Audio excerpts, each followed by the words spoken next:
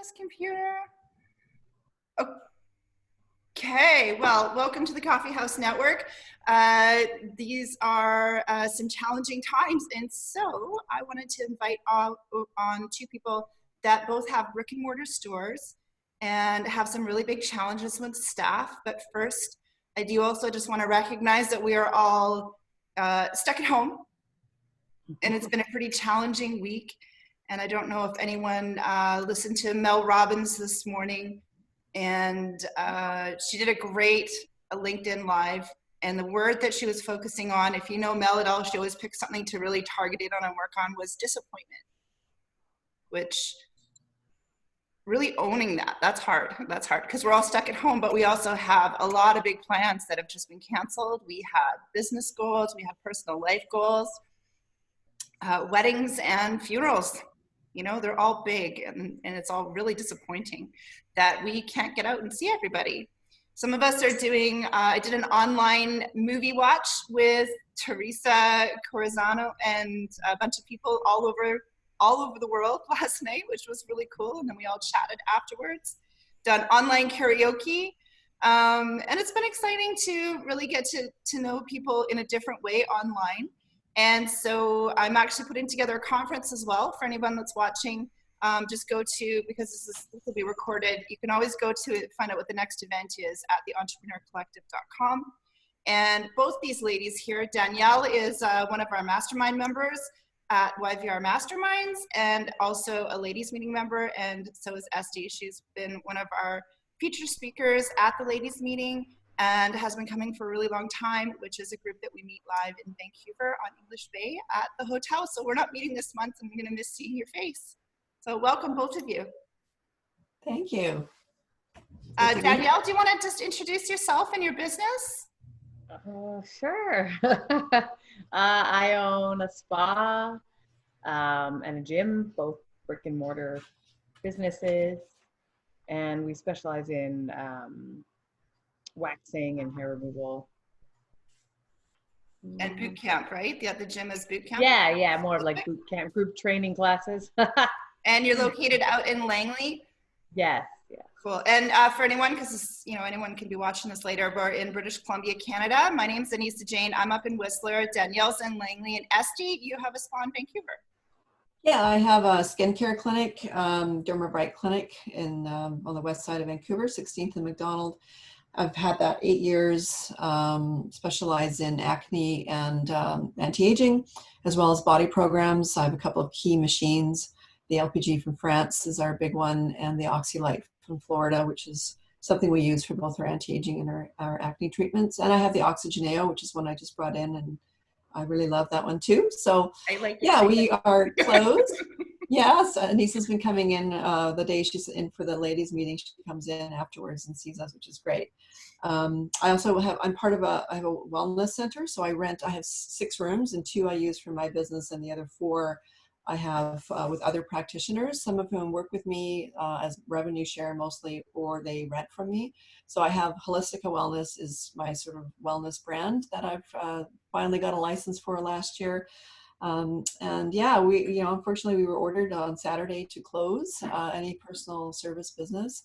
I mean, I have tried over the years to expand as an individual outside of the bricks and mortar world, because I feel it's important, that my goal is to actually sell my business in the next 2 years and actually just do digital stuff online. So as a speaker, writer, so that's actually, I'm hoping to use this time to actually have a program that I've been taking online that I really want to spend some time on and start to integrate some of that just into the business. But also I'm developing like an authority site, which is my own personal site that I'll just build on over the foreseeable future, so that one day when I do sell, I can then step into this other online, digital world that I know, Anissa, you're passionate about this work as well, because I have a son that I'm raising, he's 16. And as soon as he's old enough to, doing his own thing, I really want to travel more. So that's kind of what my game plan is as a long-term vision. And I'm a school trustee. So luckily I have income coming in from that. Thank God, because otherwise I'd be really hooped, if I didn't have some sort of sense of money coming in for the next couple months. So just trying to cut all my costs. I've been on the phone the last 2 days calling suppliers.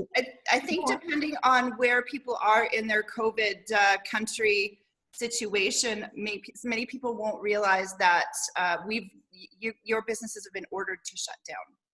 Mhm. Any body touching, any haircuts, anything like that. So, Danielle, sorry? So it helps in the conversations with suppliers, because even provincially, it's not necessarily the case. So when I tell people that, they're like very forgiving to say, and you know what, everybody has been absolutely amazing. I have to say, it's been, I haven't had any challenging discussions about, hey, I need to stop the clock, right? I need to stop the money flow. And everybody, whether it's, so far the banks have some online tools that I've been able to use to stop payments on. But all my suppliers, every one of them have been awesome. I'm just waiting for my one big leasing company on my one piece of equipment, which is going to be paid off in July. Irony of ironies, but now might be a little bit later. But yeah, that has been the silver lining, actually, from a business perspective, is that it's been a stress-free, less stress. Okay, great. And Danielle, how many employees do you have between specifically the spa and then also at the gym? It's basically 2 full-time girls at the spa and then 2 independent contractors. And then the gym, we had to let our trainer go. Oh, you did it, hey?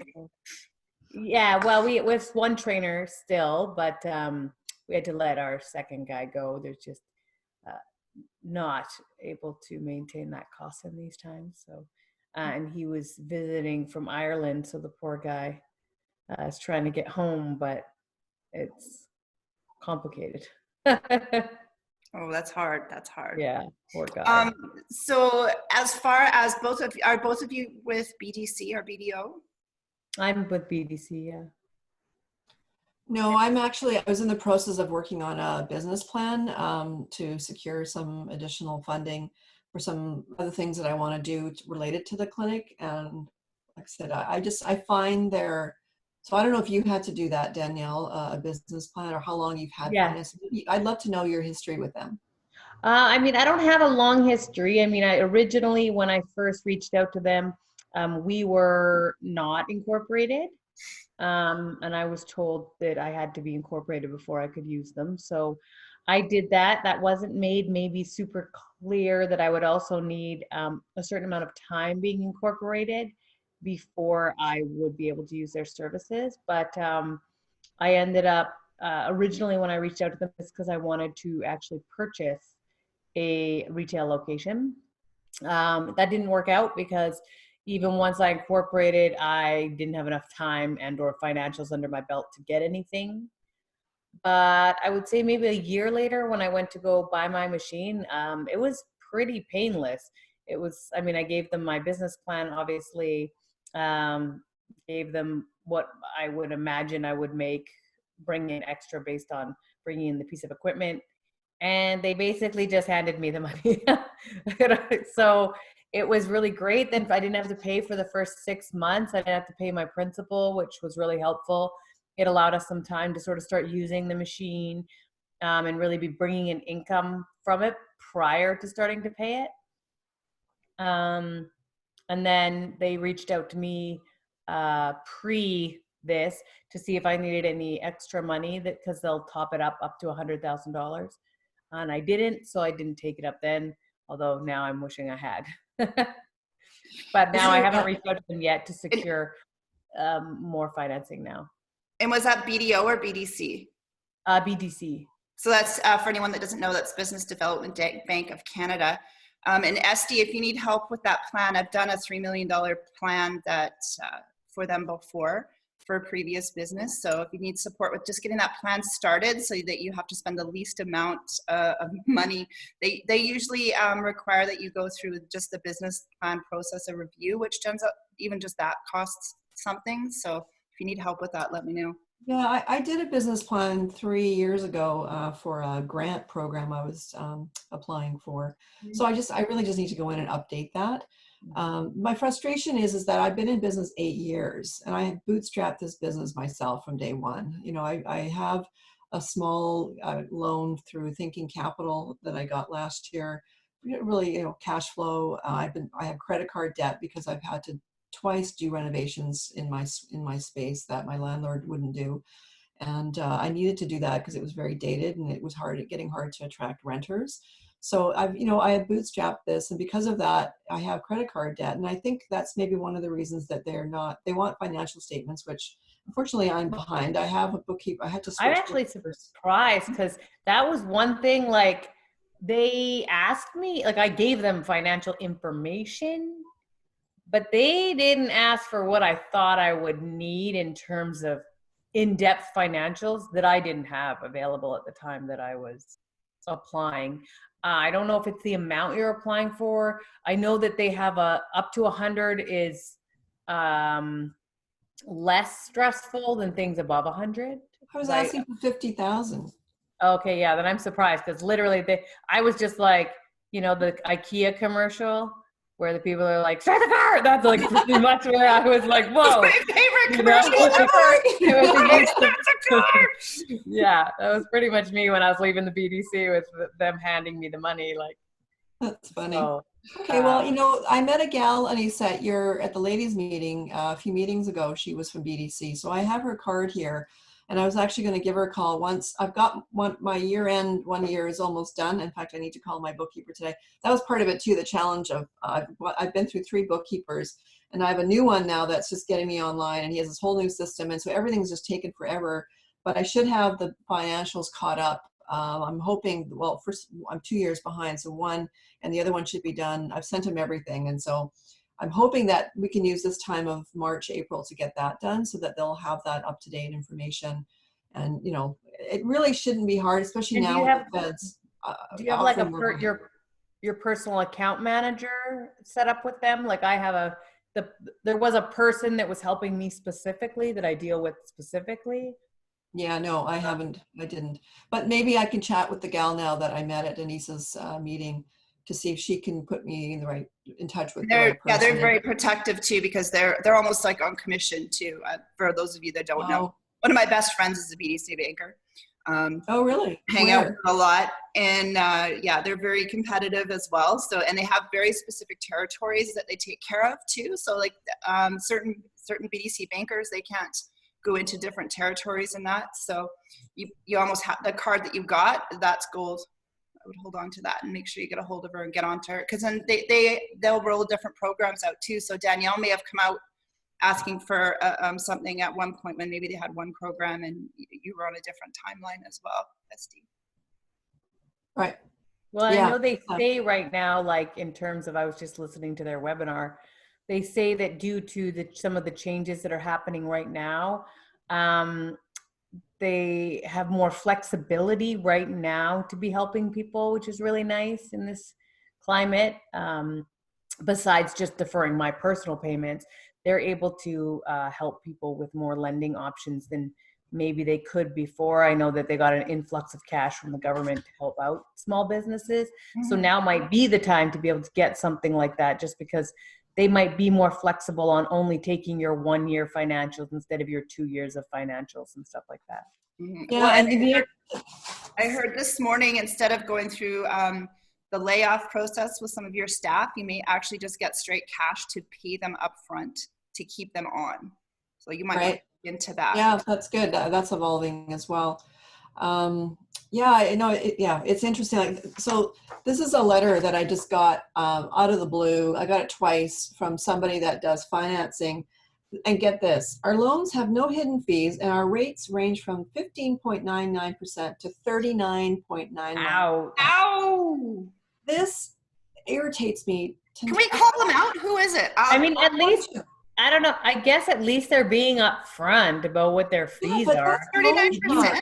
If you choose to get a loan for 15%, I mean. How about 40%? Like, yeah, there 40%. Are people, I mean. That's loan sharking. It's loan sharking. It's right. And that to me, I'm actually going to take this and I'm going to send my MP a letter and say, you need to do something about this. Who is it? Let's call them out right now. The company is called Pilo. I don't even know. I've never heard of them. They're a finance company. Ron Chan is the COO. So he's got his information. Well, I mean, those finance companies that were set up like that to be, I mean, I've never heard of 40%, obviously, but I mean, your credit card's 29% sometimes. So, Well, I mean, the brick credit card too, those types of consumer credit cards, they're like that. I mean, at least these people are putting it right in your face with the percentages they're charging, unlike some places, which is like, surprise, it's compound interest, you know? I'm good for my 11% credit card, which is so sad. Yes. But this is where BDC should be helping businesses, right? With manageable interest rates. There's nothing wrong with charging interest, but it has to be reasonable. And you have to, work with businesses, especially when BDC, I think, is a little bit more expensive than if you are going through your bank, but then they're a little bit more flexible for. What's your interest rate, would you say? Oh, I can't remember. I mean, it was reasonable enough that I did it. So well, I think the difference too with BDC is you don't just get money, you get a lot of coaching and support. Unlike you take money in the bank, it's like, because my first business that I took a loan out from the bank, they gave me, I had a little baby and I wanted to start a baby clothing business, and they just dropped $5,000 in my pocket, and my ex-husband started spending it. I had no backup, nowhere to go, no business training, but they gave me $5,000, which 20 years ago, that was like, wow, that was a good business plan I put in. But that was my first experience with spending it all too. Whereas they do have a higher percentage rate, but there's a lot more support once they give you that money too. Well, and the frustrating part right now, we had our best month ever in February. Like, it's a shorter month, but we actually celebrated. I got some bubbly and we had chocolate, and with my gals, let's celebrate the fact that we hit this milestone of the best, but also by 20% over our best previous month, right? I mean, it was just great momentum. And I just feel like all of that's gone, and it's like, I finally found the secret sauce of, the marketing that I was doing, and we were getting a lot of reviews. And anyway, it's just, that's the part when you're building a business, and you both can relate to this, right? You put so much energy and, blood, sweat, and tears into this. And, now all of a sudden we're dealing with this. And I guess the silver lining is that people are going to need a lot of care after this. They're going to need a lot of hair removed, facials and acne buildup. So we should be busy by the time, when this does end. But for those who can survive, I mean, look, Semperviva, the big yoga place, has been around in business 25 years, gone. And literally, like within 2 days of this all happening, they were gone. And that's what I'm, afraid of too, is the impact that this is going to have with landlords who are not willing to deal with their renters in an empathetic way. Mine's not willing to help in this situation. Really? I understand. Oh, so that's where I'm lucky. At least one of the two isn't. One is won't be charging me for April because they're shut down, so they're not billing anybody for April. So, but yeah, the second one, which is the biggest hit to my bank account, said no, sorry. And I totally understand that they're probably not in a great position either, but it definitely makes you have to reevaluate profitability, how you're going to make it through, come up with a new strategy, a new business plan, new idea of how you want to operate. Well, and you just did a bunch of renovations there, and now if you walk away from that location, they own those, right? Those yes. Yeah, all I can take is my stuff inside.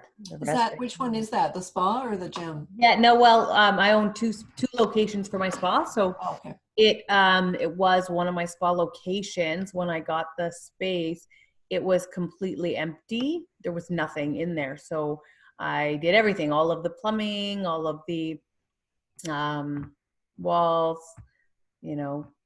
heating. Wow. So it was probably $100,000, and it was me being my own general contractor, cutting costs, and because that would have been an added cost and all that sort of stuff. So yeah, it's a big, if I end up not being able to make that work in some way, it's a more of a hit emotionally, I think, like, because I love it. I love the location. It's got big bright windows. I put a lot of my heart and soul into making it pretty. And, it was getting better and better every month that went by in terms of, look and busyness. But we're still small. I had just me and one girl working out of there. And, so a hit like this, when you're not having a large influx of cash flow on a regular basis is a substantial. So having a little bit of help and leeway, especially since, you know, this may go on for, I mean, at least the month of April, most likely, and then potentially longer. I figure 2 months. I really figure we're going to be in this till the end of May. Well, this is a good time to actually pull out your leases, photocopy it, and go through it with a highlighter. I used to do this for, I used to run the business for a laser eye surgeon and his wife, and they had multiple, we used to have a Starbucks lease, we bought and sold a McDonald's lease. And I would literally go through those leases with highlighters, especially if we were going to go purchase something. And, you know, we caught things like, even if you sell, you know, he couldn't use this space. So go through your original leases and see if there's any loopholes there. Well, they had that covered. So I'm liable personally as well as professionally. So you just have to figure out what your best plan of action is there. I mean, you're hoping that under these circumstances, should worst case, if you look at worst case scenarios happening, you would hope there would be some understanding that this isn't a normal, you know, circumstance. I mean, well, you're prevented from working. You're prevented from operating by order of the ministry, you know, the Ministry of Health. So, and obviously my business is not something I can just move online. Well, and I think, so for example, up here, they evicted everybody before the, because we're under a state of emergency, from what I understand. Someone's going to have to follow up with what that truly means. Is one of the reasons that they had to evict all the staff from Whistler, which is thousands of, I don't know, quite a lot of people. Because we can't afford to have anybody get sick here. We have I think we have 8 hospital beds. But they also, under a state of emergency, they would not have been allowed to evict. So you might want to also go back then and look at what that state of emergency means under certain timelines and see if that gives you some relief as well. I don't have the answer for that, obviously. Well, and in hopes that there's going to be some sort of, you know, offsetting either government funding or something that they come up with. I know they're deferring mortgages. So maybe if they transfer that into, you know, commercial spaces where landlords can defer their mortgages, which is what I asked my landlord initially. As I said, listen, if you end up getting any form of deferral, can you just pass that along? Because obviously in these times I'm no longer working, and my staff is not working. And and they are, like, they're deferring things like the taxes, like the property taxes and city taxes. So because that, I know for like my landlord, he has strata fees, he has property tax, he has probably a mortgage. So if 2 of those 3 things are being deferred, and even with strata fees, that's all to do with energy costs and things like that, which is also being deferred. I mean, if you go on any major website, Hydro or Fortis or whatever, they're all offering deferred payments without interest and late penalties, and without the fear of getting cut off. So everybody's working together to try and put a pause on everything. And that should also, to me, include landlords, because their costs are being paused. So why do you have to continue, at least not the full rent, but maybe on a partial? What I've negotiated, what I've talked to my landlord about is, listen, if I can come up with half the rent, which is, I think, totally fair and a really nice compromise. So we're working on that, and I'm trying to today get a hold of a couple of my renters to see where they're at. And I think everybody can afford to do, you know, a portion of their rent. So anyway, I hope that for your sake too, that, you know, everybody needs to be like to work with everyone. Like, this is not the time to be fucking asshole. Pardon my French. Bleep. You know, like, you know, money's not everything. And I'm really hoping that this is the conversation that we have about the world that we live in, and our sort of our attachment to money and how it defines so much of what we are. And is that really the world that we want? You know, it's like money has become this necessity for everything. And yet we're forced now to sit here, be quarantined, you know, with our families. And my sister and her husband just moved in with us a month ago from Costa Rica. She's my half sister. I don't know her. We didn't grow up together. I've met her over the years, but we're really getting a chance to know each other, you know, right now, because we're living together 24/7. And luckily they're really great and we're having a good time. But I mean, this is the reset that I think we're also maybe looking to have as people, about reconnecting really with the people we care about and what's really important to us during this crazy time. Absolutely. I hope we have a different conversation. Well, and I think this is also the time, Esty and I are part of Trade Exchange, and this is the time to learn to trade well, possibly as well. I mean, depending on how long this goes on. One of the first, everyone's like, well, in Whistler, nobody was taking cash because nobody wanted to touch cash. The first thing I went and did is got cash out of the machine because they actually ran out of money because so many people were leaving town here. We are in a bit of a special situation because cash has to get shipped into town because we're in Whistler, it's a small village.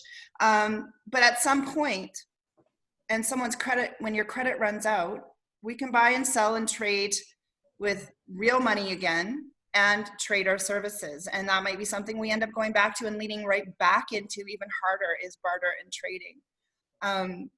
Bitcoin's going to be, I really think it's here to stay, and it's probably going to be the way that we migrate to, in time. I mean, it's up and down all the time, but I do think there's an opportunity with that to look at, again, how we look at money in the versus a physical versus a digital. Yeah, and really understanding the Bitcoin wallet and how that works is another whole training to do.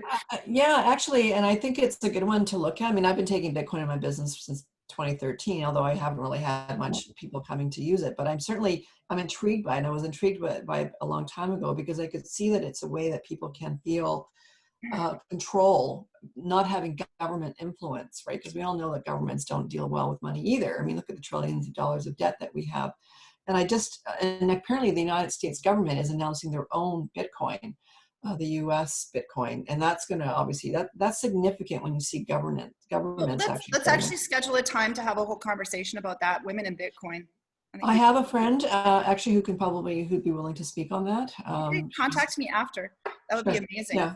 Okay. So this is where you guys are at right now, but I also wanted to talk a little bit about where you're headed. And I think Esty talking about that huge success that you had at the end of February is really key to take a picture of what that is and decide, even though you don't have an answer, obviously, but set a goal, for example, of re-achieving that picture that you have in your mind. Like somehow take a snapshot of that success that you had at the end of February, and you've got time to just document it. If you can take a photo of that party and put it that you did, where you said you had some champagne or something, and put it on the wall for August or September, or even if it's October or Christmas, but setting a goal of re-achieving that and figuring out, you might have to do it in a different way, but figuring out what it takes. So traditionally, old school brick and mortar, the competition was from the girl next door, the shop next door.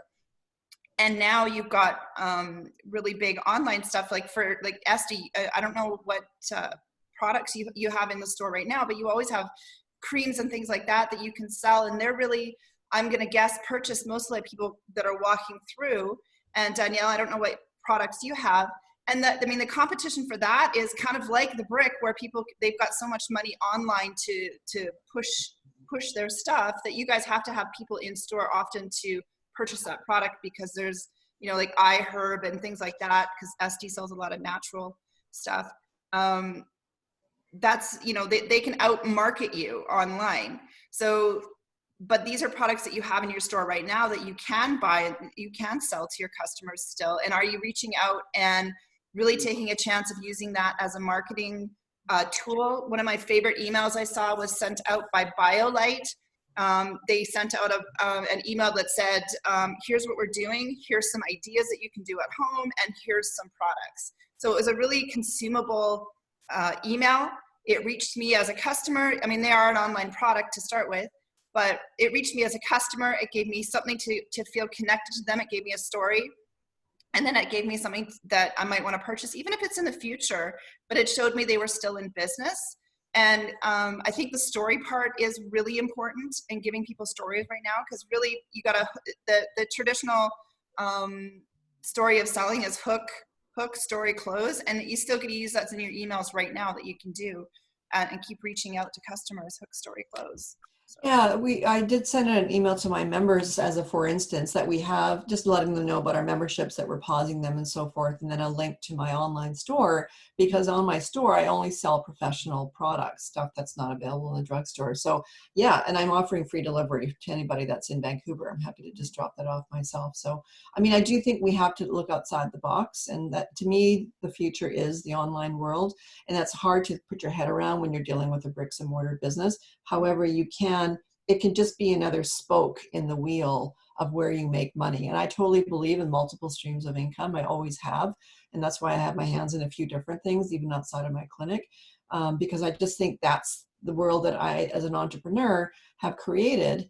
And to put your eggs in one basket, like a job, which many people are realizing now, is detrimental, right, to your financial health as well. Expecting one thing to happen. I was talking to my brother this morning. He lives in Oklahoma, and he's like, I think with the stock market, my pension's going to disappear.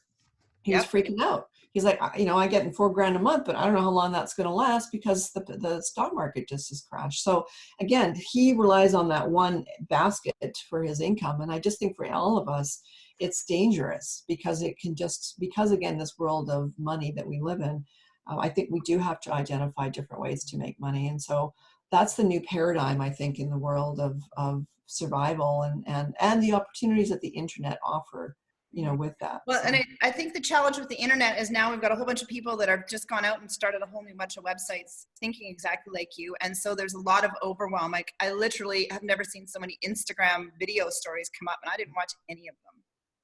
Right. Well, and I think authenticity is part of that. Like, to be a digital marketer is one thing, but to be a digital marketer that has a niche and a subject matter expertise is another. And all of us here on this call have something that we're passionate about that we can really speak to from the heart. That's going to get people to say, "Hey, I like her. I believe her. She's obviously got an expertise here." To be a generalist of everything, I don't think works. But that's the beauty of the internet. You don't need that. You'll find your tribe.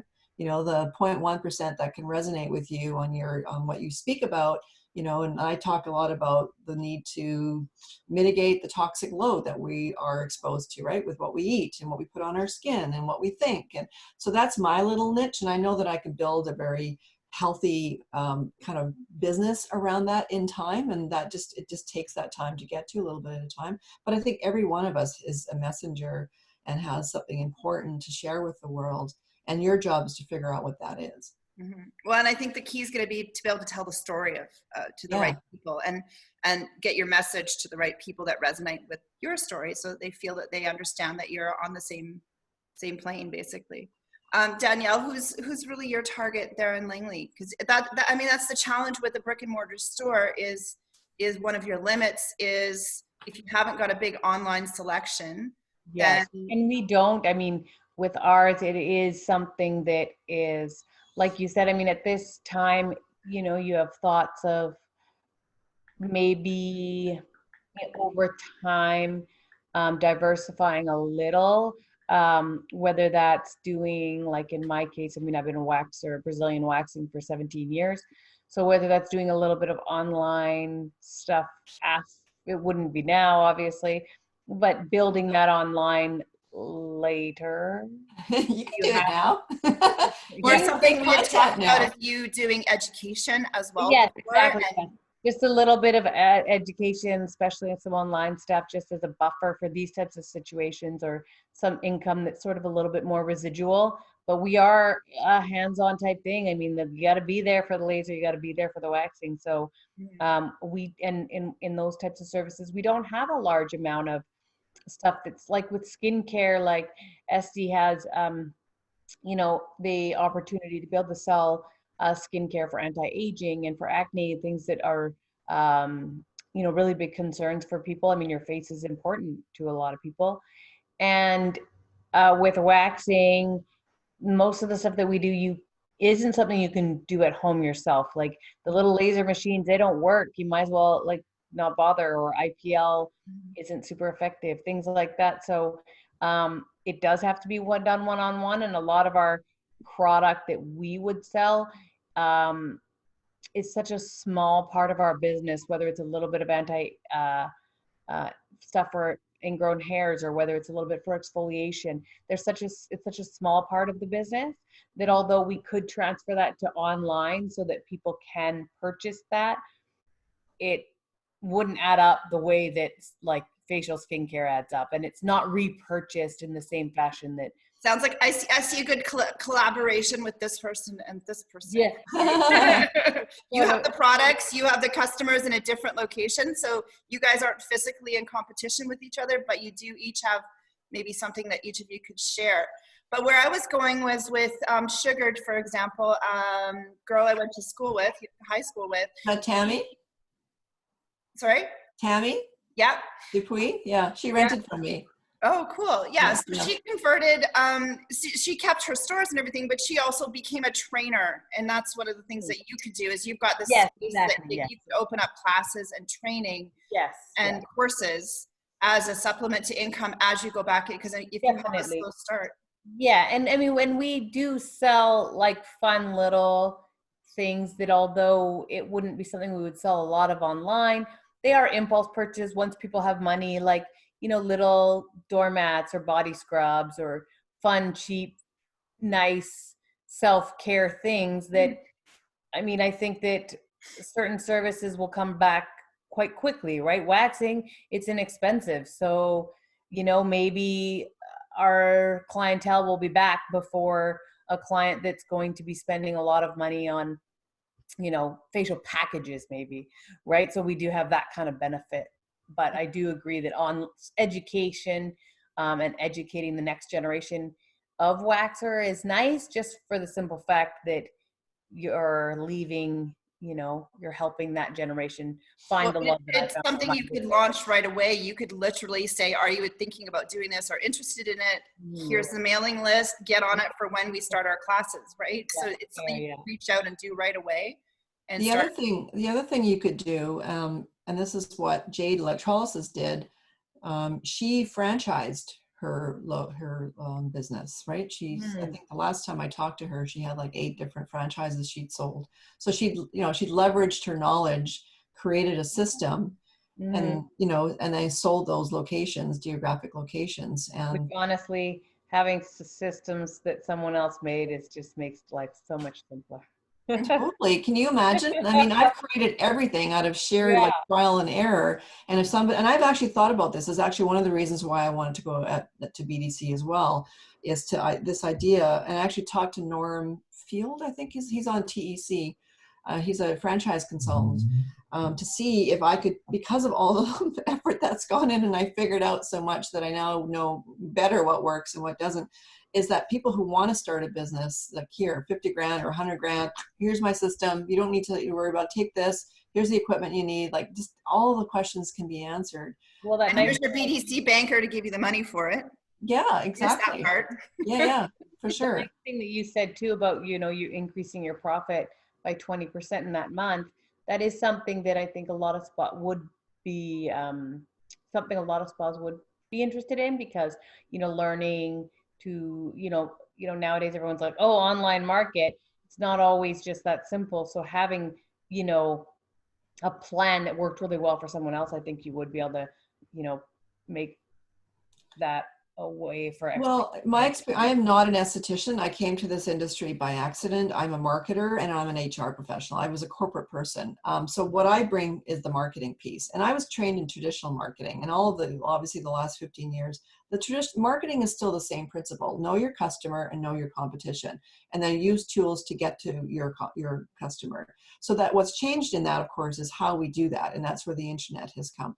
My experience with people I've talked to in the industry is that they are terrible marketers. Most spas do not know what the hell they're doing. They don't have the time either, because they're working in their business rather than working on their business. So I've always been able to work on the business because I never did anything in the business. I always hired people to do that. It took me a lot longer for me to figure it out because I was kind of figuring things out as I went. But that's the difference for a lot of them, and that's why the franchise thing is very appealing, because they don't know how to market. They're also really bad with their people side. They don't know how to manage their staff, how to pay them, how to motivate them, right? There's just like these atmospheres, these really toxic cultures that I find are rampant, unfortunately, in the spa industry. And it's a lot of the way that the leadership is run. It's people who are not good with managing people. They may be really great estheticians, but they're not good in how to take care of their staff.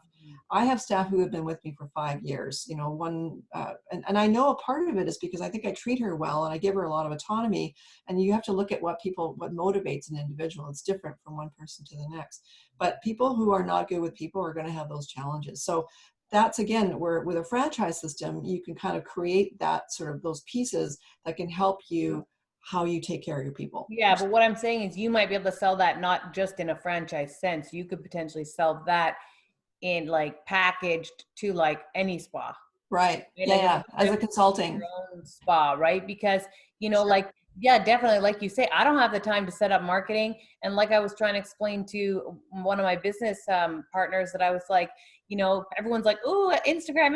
And it's like, well, yeah, but you're so small. All that advertising you're doing on Instagram, all the time you're spending on that, that's not doing anything for you, because it only does something for your current customers because you're not being found on Instagram because you're so tiny. So unless you're paying for it, it's all pointless. So if he had the systems that you have in terms of great ways to market and motivate his staff to market, which would be even better, that would be something that he could purchase. And then that would help him with his business to get that extra 20%. So that it makes it worthwhile for any business, spas especially, purchase, especially if, like you said, maybe there's, I had a friend who's currently in construction who talked about opening up a hair salon. I'm not quite sure why he was going to make that jump, but whatever, that was the jump he was planning on making. And he has absolutely no idea how to manage, operate, whatever, a spa. So having your program would be helpful. Or a girlfriend of mine who's an esthetician bought a hair salon. And I was like, oh, okay, that's sure. Like, I mean, if that's what you're going to do. And then now she's talking about all the struggles that she's having with, chair rentals and employees leaving and, still having to pay these bills and not being able to put her aesthetics room in because she doesn't have a sink in there, and those types of problems that we run into. Yeah. So having your type of program could have saved her some of these headaches ahead of time. Right. And that would be, a good way for you to incentivize and sell that type of a program. Yeah. And if you want to explore that, I have the master classes available. You could do a 1-hour master class as you develop that program, and just to build some awareness that you are interested in teaching that, and see if you can build a list just out of the free master class with some tips and tricks. And then they could hire either of you kind of as a consultant as well, or a package after that. So that lets you create some interest and find out if it's viable, and share it out there, and create a mailing list out of that masterclass. Good idea. I like it. In the entrepreneur certainly the marketing piece. I mean, I can definitely give people some sense of what are some basics to sort of do with any business at whatever level you're at. And like I said, the HR piece, is another one that I'm obviously very comfortable with my background and with my experience. So yeah, let's talk about that. Well, we should see. You already just before. Okay, go ahead, Danielle. Well, I was going to say, plus, like you say, you want to travel and stuff. I mean, consulting with businesses sometimes could be something that, is very flexible, right? Because we could have this type of conversation no matter where you are, where I could come on and I'd say, okay, here's what I'm doing in business now. Here's where I'm trying to go. And then you can help me bridge that gap with advertising or proper leadership, or, if I'm having a problem with, I've hired a couple of employees where, try as I might, motivating them was complicated. So, like having someone who's got that experience that you can draw from in a even just a consultation type setup would also work. Yeah, definitely. And just on that topic, if you had three little pieces of advice, or one or two even, in the HR department for people running spas, what would you offer them? Well, okay, so there's foundational things that every company needs to have. So first of all, you have to kind of get a sense of who you are as an organization. I mentioned culture earlier. What is it? What's the why of the business? Everything starts with what you are in your business. What do you do? What values do you represent for that business? A sense of who would be the type of people interested in those values as a business of what you do. Because if you are very clear on the why of the business, your values, the vision, the mission for that business, you will attract people who will resonate with those visions as well. So if you look at a company like Apple, versus a company like Microsoft or even Amazon, I mean, Apple have their culture, if you look at them, they're very much about innovation and aesthetics and design. So you're probably going to attract people who are more interested in that sort of piece of technology. I love technology, but I love what Apple represents in terms of their aesthetics. You know, Steve Jobs always talked about the looks of his computers and the iPhones. It was functionality, but it was also the look of it. And whereas I think Microsoft has more of a sort of, you know, practical, functional kind of reputation for what they are, and I'm just using software as an example. So figuring out from a foundation who you are as an organization, and then from there, you have to figure out, where do my people fit in? So having a sense of what the jobs are, and you do like a job analysis, and you figure out, okay, this is the job description that I've created for what this job would be about. So you're very clear, what does this person do in an average day? And when you're interviewing, then you can ask those specific questions so you would create ads that are related to that job description. So you have, again, some formulation of what you're looking for, because people are like, yeah, I need to hire somebody. And they just put all these ads up. They have no idea what the practical skills are. So if you are an operator and you need somebody who's just going to do waxing all day, you're going to make sure that you are 100% clear on what that person's going to do. What are the skills that they must have? What are the things that I can train that might be better for me to train? You know, what sort of hands-on experience do they need? Do they need to be certified? So being clear on some of those parts of, and then actually coming up with a physical job description, and then using that to actually get the word out, whether you're doing that through social media, through job boards. There's millions of ways nowadays that people can advertise for positions. And then making sure that you have, when people go to your website, like your branding becomes really important. Branding is also a way to attract people. If people go to your website and it's outdated and it looks 50 years old and it doesn't have anything relevant, you're not going to necessarily attract the kind of candidates that you want, that are, you know, we're in an image conscious industry, right? What our site looks like needs to look good. We need to look like we've got some polished content, some up-to-date content. So that ties into that marketing piece again. So when people go there, they're like, oh yeah, I like this place. Let's come up the website. They're consistent. You know, they've got their brand, they've got their colors. They have, you know, something about who the people are. Like I have an about page that tells people clearly who works with me, a little blurb about who they are, what they do. I like to know who owns a business. I would much rather do business with somebody who I know is running it than some nebulous site that doesn't give me any information about the people. And if you go to my site, you'll see my mission, my vision, my values. You'll see my commitment to the environment, you know, my commitment to community. All those things say something about who I am. And then that's also integrated into some of my marketing stuff. I have a blog, and I blog about a lot of different blogs on there. I've got video, I have a YouTube channel. People can get a sense of who I am through that. So all these social media pieces all tie into my marketing, my website, it's my placeholder. And all of it's connected. And it takes time to build that. I mean, I get it, you know, and the problem with most spa owners is they just don't have that time. So they need to appoint somebody ideally within their organization, or to hire an external company to do that. But for consumers, if you look at your statistics on your Google statistics and what you get from your Google Analytics, what you see clearly is that 65% of my customers find me on their smartphone. So, you know, you've got to know that your phone is bringing your site up in a way that, I forget what that term is, where they can see it clearly. It's, you know, it's the site loads. It doesn't take forever to load. It has good visuals because we're in a visual industry. All those little things, right? So you have a professional image that when somebody goes to your website, yeah, that's a place I want to work. They look like they know what they're doing. You know, they're polished, they're professional, and you're going to attract those people if you're looking for people. So it is. I mean, and that's been a lot of the failure of brick and mortar, is failing to harness mobile, failure to look as good on the outside as they do on the inside. You know, have a website that reflects and connects, and you know, connects with their target market. And I think that is, you've really nailed on the head where a lot of brick and mortars have failed.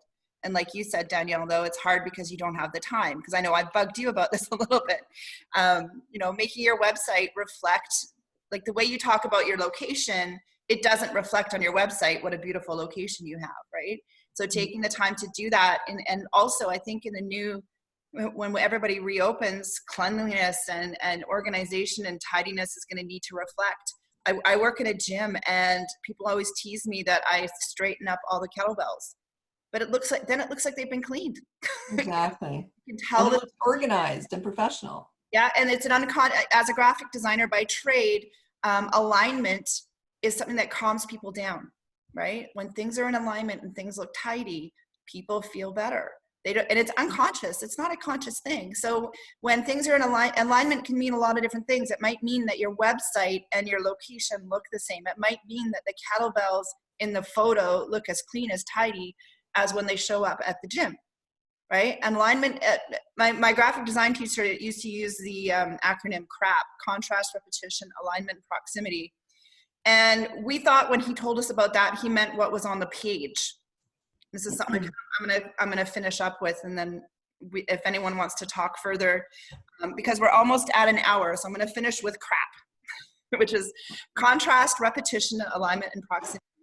And this applies to business, but when he first told us about it, we thought he was just talking about, you know, the page. But when we look at contrast, we want contrast in our lives. We also look and watch when someone else has contrast. When we see a website or a business that says one thing and doesn't do it, that registers. Repetition. When we see someone repeating good habits or not repeating good habits in their business, we notice that, we register that. Contrast. Alignment. When we see someone's not in alignment with their values. So if we see you out doing something that is not in alignment with what you posted on your website, we don't see you, you know, somebody doing what they say. Alignment is not just a line on a page, lining up and making sure your borders are correct. And this guy, you know, he would teach us these things in class, and it made, you know, we would all just eat this stuff up. We didn't realize we were also getting like a theology lesson, a psychology lesson, and a graphic design lesson in everything, and proximity.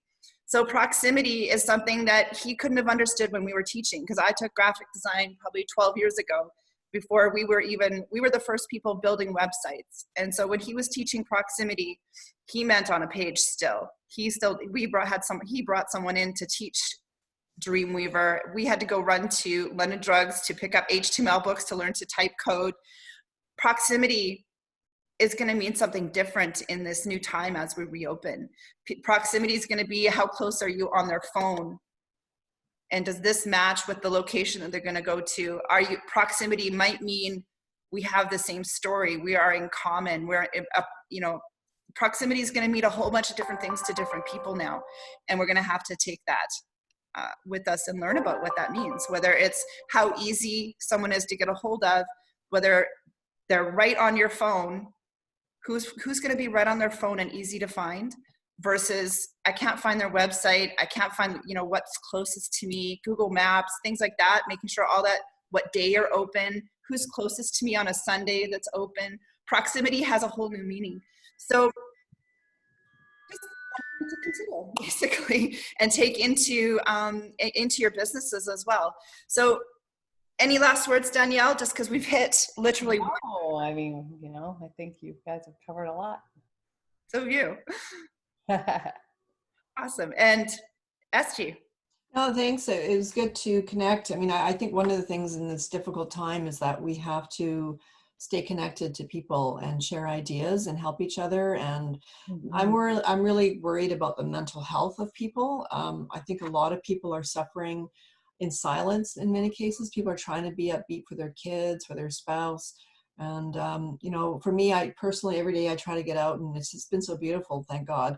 I go for a walk, and I have my, you know, I listen to like uplifting videos, and I'm trying to avoid the news a lot. Maybe once or twice I'll check into the numbers and what's going on. But, you know, I just think these kind of dialogues are just really important to help people to not think about what's going on, to actually have some distraction, and to remember that this too will pass and that we will be okay. And it's just not to be fearful. I think fear is the worst thing we can be doing right now. It's the worst thing for us physically. And it's, you know, obviously the mindset for us as entrepreneurs. It's really important that we stay positive and just think that there's opportunities. I do believe that, I think we're going to be busy when we can get through this, because people will want to be getting prettied up again. And that, you know, there's an opportunity for us as entrepreneurs to be able to bounce back from this and just stay strong. And stay together. And if people need to find you, they can find you in the entrepreneurcollective.com. You have a profile set up, but what is your business website? It's dermabrightclinic.com. BRIGHT, Derma Bright Clinic. And you're in Vancouver, in Kitsilano. Yeah, It's Border Kits Carisdale, 16th and Carisdale. McDonald. And Danielle, you're out in Langley. You also have a profile now set up in the Entrepreneur Collective if people want to find you. Hotwaxspa.com, so nice and easy. What is the website? Hot Wax Spa. Great. And you're in Langley. What side of Langley? Are you in Langley City, Langley Township? Well, technically both. Langley City and at the moment. So Excellent. Excellent. Well, thank you both for coming on today and taking the time. I really appreciate it. And we'll see you. Great. Thank you. bye. Have a good day. Take care, Ciao, guys. Bellas. Bye. Bye.